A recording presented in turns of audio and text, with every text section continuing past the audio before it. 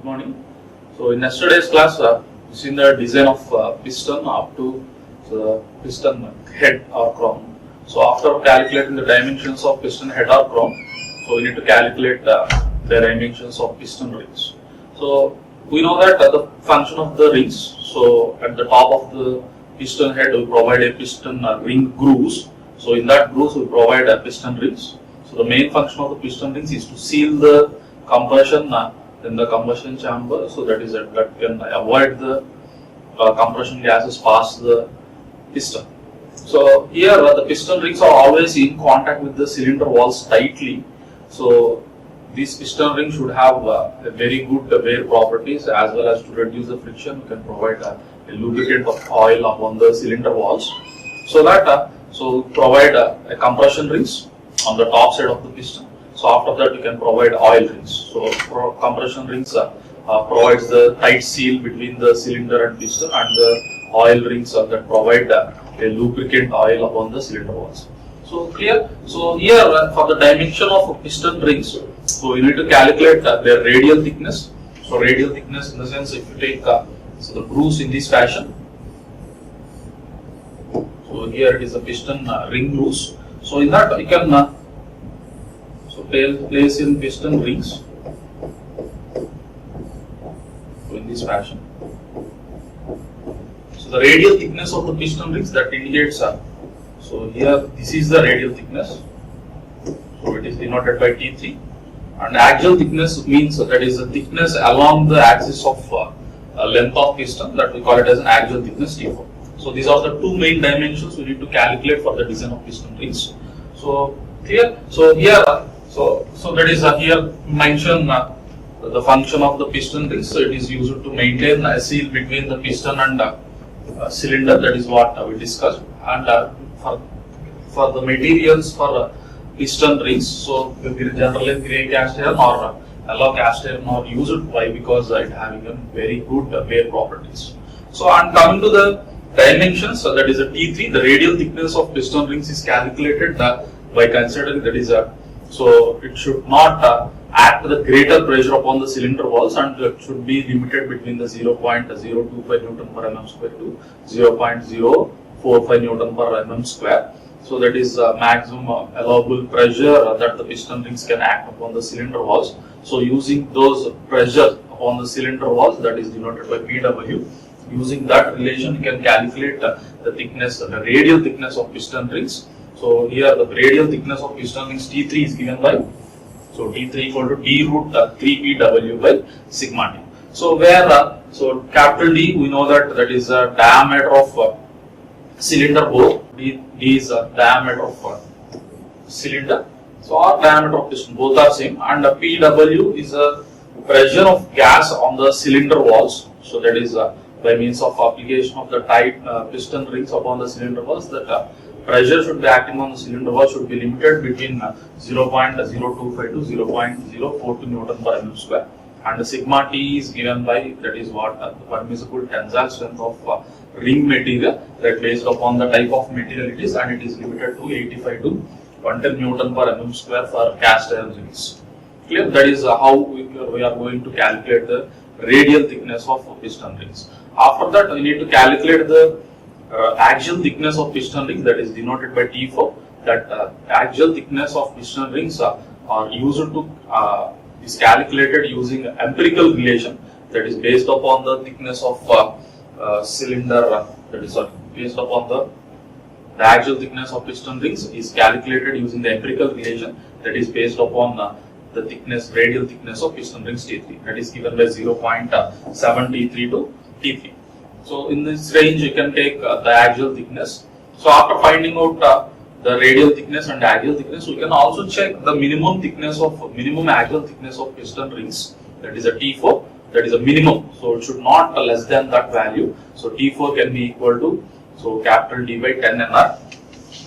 So T4 is given by capital D is the cylinder bore, and 10 into Nr means where number of rings. So here we provide 3 number of rings, 4 number of rings, or 5 number of rings, that based upon the capacity of the cylinder or engine. So here, based upon the number of rings, we need to calculate the minimum axial thickness after finding out the axial thickness of piston rings using the empirical relation 0.73 to T3. So we need to calculate minimum axial thickness that is given by capital D by 10 Nr.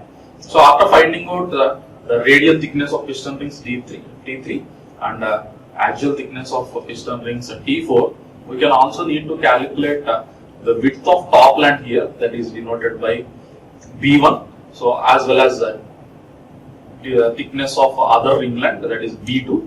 So what is the top land width means? So that is the distance from top, that is the piston head, to the first ring groove, that we call it as a piston, that is called width of top land.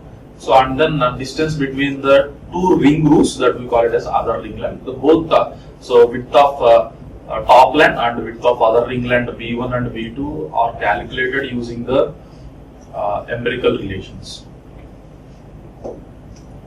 So here, so the width of top land, so which is always greater than the other ringland. So why? Because you need to provide a proper distance so from the combustion chamber to avoid the thermal strain in the rings, so that we need to provide a proper width of top land. So here the width of top land is calculated using the empirical relation. So that is calculated from T1 to, that is again based upon the thickness of head or crown, piston head or crown. So it is ranging from thickness of head T1 to 1.2 times of T1. So that is B1 is given by width of top land, that is T1 to 1.2 T1. So after calculating the width of top land, we can calculate the width of other ringland, that based upon the axial thickness T4.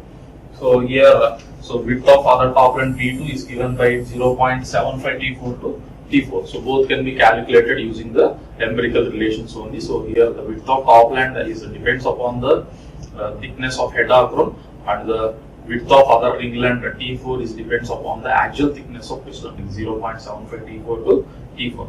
So after finding out so width of top land and width of other ringland, we can also need to calculate the gap between the ring ends. So for example, if you view the ring from the top end, that is a view from the top, so the ring should have the ends. So here, so there is some clearance should be there whenever it is not in assembly mode. So when it is a that is a free ends.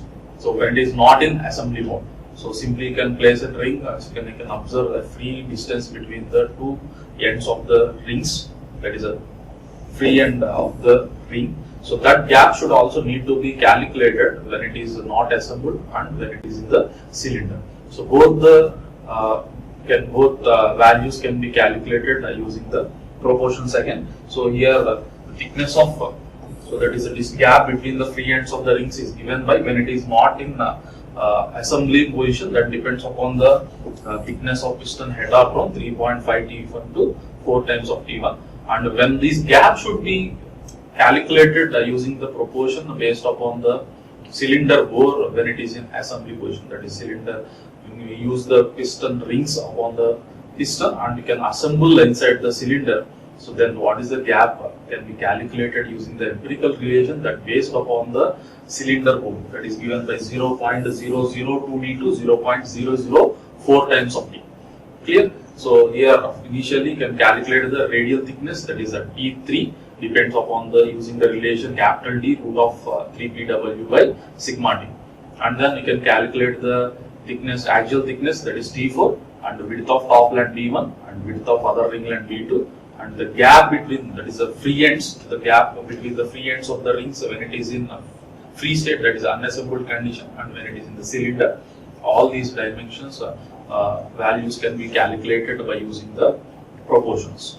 Clear? So that is a T3 depends upon using the relation, and T4 depends upon the thickness of radial thickness, that is 0.73 to T3, and width of top land depends upon the thickness of head or crown T1 to 1.2 T1, and axial thickness, that is again other ringland width can be depends upon the axial thickness of piston rings, that is 0.75 T4 to T4, and free end gap is depends upon the thickness of head or crown 3.5 T1 to 4 T1, and free end gap between the rings, that is the free end gap of the ring when it is in assembled condition, depends upon the cylinder bore 0.02D to 0.004D. Clear? So that is how the dimensions of piston rings are going to calculate using the proportions. So after calculating the piston rings, and then we can move on to the piston skirt and barrel. So the piston skirt and barrel, so here the skirt length need to be calculated. That is a small L we can denote with, and then the dimensions of barrel, that is the thickness of piston barrel on the top side and thickness of the bottom side, that is the open side, can also be calculated. That is T5 and T6 and the length of skirt L. Clear? So that is next step, the piston barrel. So the thickness of piston barrel T5 and thickness of piston barrel on the open side T6. So both the T5 and T6 are also used to calculate by means of empirical relations. So here the thickness of piston at the open side, that is denoted by T5. Sorry, here it is written T3. So it is a T5.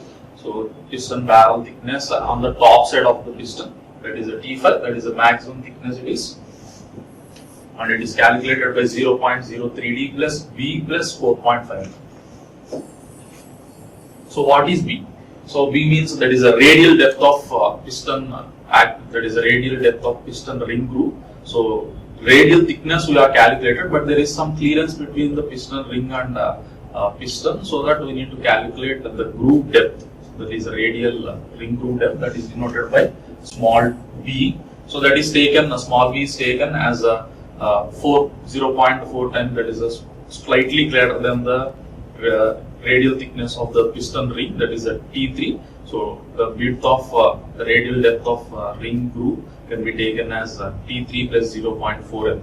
So that we can write, so here it is written as T3 plus 0.4 mm. So that this equation T5, the thickness of piston barrel on the top side, that is the maximum thickness, can be given by 0.03D plus T3 plus 4.9 mm. So directly you can write this equation, or you can also calculate the ring depth, that is a ring groove depth, and then calculate the maximum thickness of piston barrel on the top side.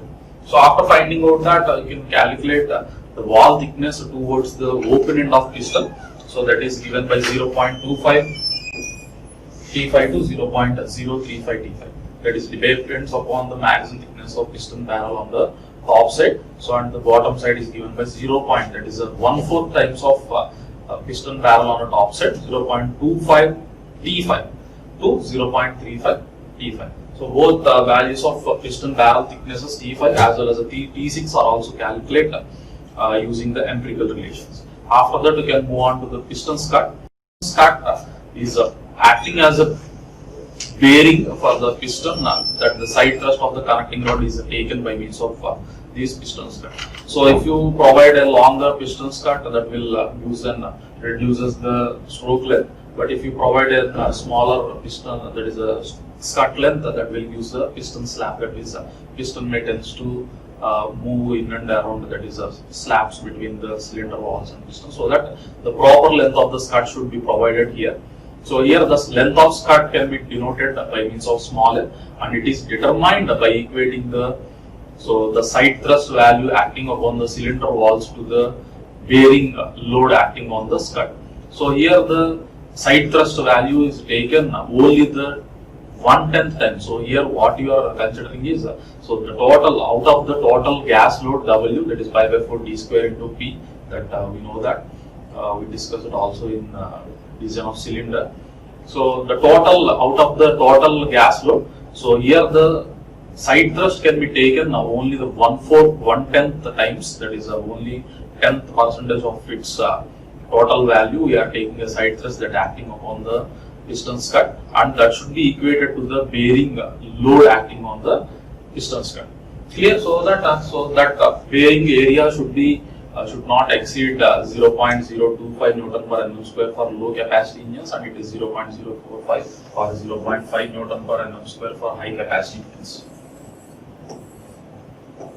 or high speed engines. So clear the bearing. So based upon that, we are going to calculate the length of skirt.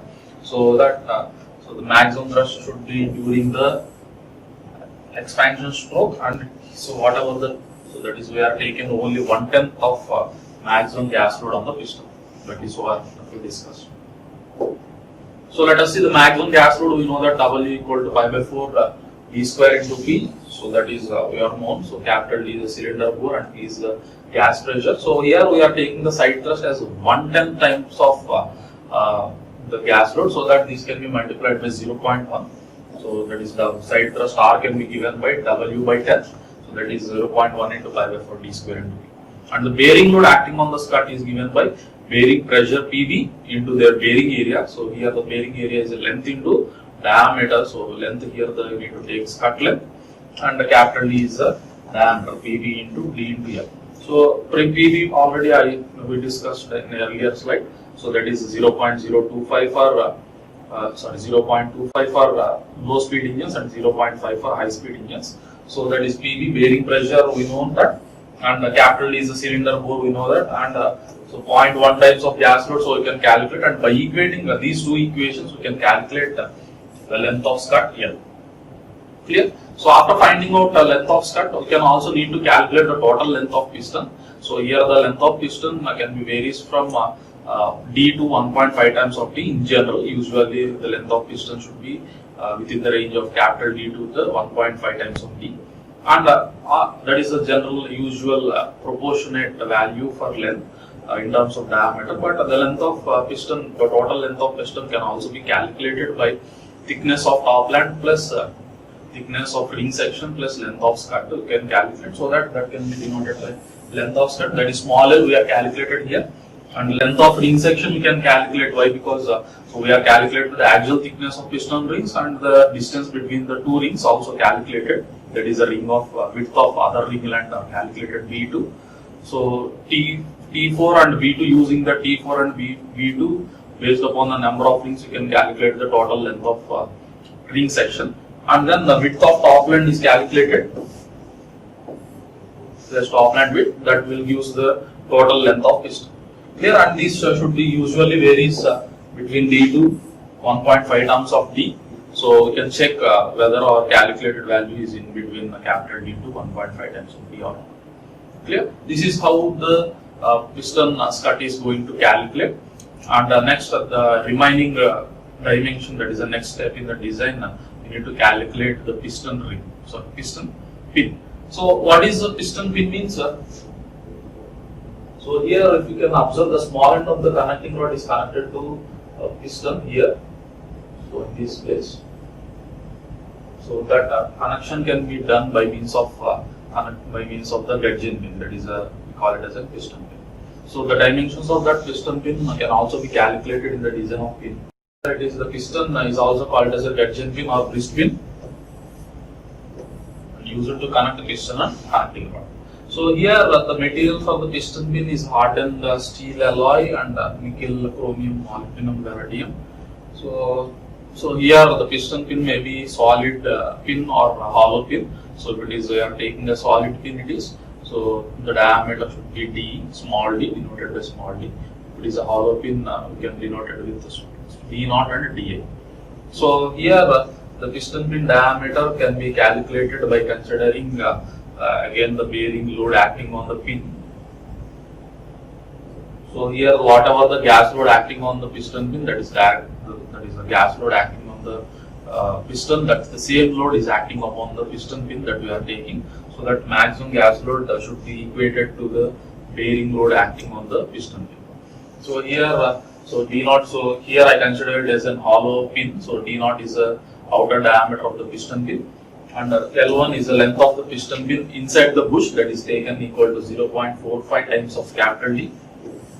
So not taking the total length, so only up to the amount of length of pin that is inside the bush. And the bearing PB1 is denoted by bearing pressure at the small end of the piston pin, and generally it is taken as 25 Newton per mm square for bronze bushing. So and then this can be equated to the gas load. So the gas load can be calculated with pi by 4 D square into P, that we know that. And by equating these to the bearing load acting on the piston pin, so that is given by PB1 into, that is bearing pressure into bearing area, that is the length into diameter of the pin. So PB1 into L1 into D0. So here L1 in terms of capital D you can write, and PB is taken as 25 for bronze bushing, so that we can calculate the diameter of outer diameter of the piston pin. So after calculating the outer diameter, you can also need to calculate the inner diameter of piston pin. So that is depends upon the D naught. So dA is taken as 0.6 times of D naught. Finding out so here dA is taken as 0.6 times of D naught. After calculating the dimensions of dA and D naught, we need to check whether the pin is withstanding in the bending load. So that we need to calculate a induced bending stress for the piston pin. So that is given by, so the bending load acting, we know that the bending stress 32 m by pi d cube, that is for solid shaft. For hollow shaft, we can take 32 by pi d naught cube minus dA cube or into 1 minus k power 4. So that is generally write as sigma b equal to m by z. So we know that so m is z is given by, so pi by 32 d naught power 4 minus dA power 4 by d naught. So that is dA and d naught is known, that is the section modulus for pin for hollow shaft. And bending stress can be given by m by z, or m is given by z into sigma b. From that we can calculate bending moment. Here the bending moment is calculated by m equal to WL by 8. So why? Because it is half of the length, it is up to length of piston pin L1. So the load acting is uniformly distributed. So and supported at the two ends of the bushes, so that it will be, it is not completely uniformly distributed, or it is not completely point load. So you can take the moment in between the uniform distributed and point load, so that the bending moment can be calculated using this relation, that is WL by 8. So where L is taken as here, so the length of piston pin 0.4 times of D, and W is the maximum gas load pi by 4 D square into. Using that we can calculate the bending moment, and section modulus is known. From that we can calculate the induced bending stress sigma b equal to m by z. So after calculating the induced bending stress, that should be checked with the allowable stress value, that is sigma b. So here the allowable stress for the piston pin value, it is taken as 140 for heat treated alloy steel, and it is 84 for case hardened carbon steel. This is a two main type of materials we are using for piston pin: case hardened carbon steel or heat treated alloy steel. So that is 84 megapascal and 140 megapascal. So our calculated induced bending stress should be in between these two values, so that our calculated design of pin is safe. So that so these are the main dimensions of the piston of a piston. So in the design of piston, you need to calculate all these dimensions, which starts from piston head or crown, and then can calculate the dimensions of piston pin, and then we go with the piston skirt and barrel. After that, we can need to calculate the piston dimensions of piston pin. Clear? So that I can complete the design of piston. So in the next class, we are going to see how the piston is going to design using the taking some example problem. Clear? Clear? So this is what. So that is the design. So we need to calculate the piston head or crown. So after that, we need to calculate the dimensions of piston rings. So in piston head or crown, so we need to calculate based upon two considerations. That is that is based on heat dissipation and based on strength. Greater of the two values, we need to calculate taken adopted as in thickness of head.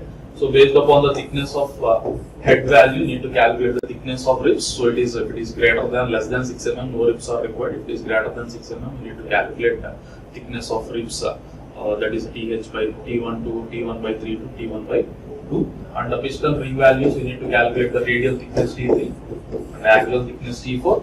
And then we can also need to calculate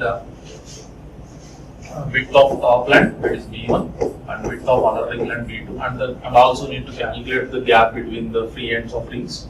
And then we go with the barrel thickness, that is T5 and T6. So again, these are B1, B2, T4, T5 and T6 are depends on using the empirical relations. And then you can calculate the value of skirt. So that is by equating the maximum gas load, that is side thrust value. So here the side thrust is taken 1/10 of maximum gas load equated to the bearing pressure, bearing load acting on the piston skirt. You can calculate the length of skirt L. So after finding out length of strut L, you can also need to calculate the total length of piston, capital L. So after that, so finally you can calculate the piston pin, that is the length of piston pin N1 and diameter of the piston pin D0 and DI. So after finding out the dimensions of piston pin, small d or small D0 or the DI, so if it is a hollow, and you can check with the induced bending stress for the piston pin. So that can be checked with the induced or allowable bending stress values 84 megapascal for case hardened carbon steel and 140 megapascal for heat treated alloy steel. So our calculated induced stress should be less than the given permissible value, then the design of pin is safe.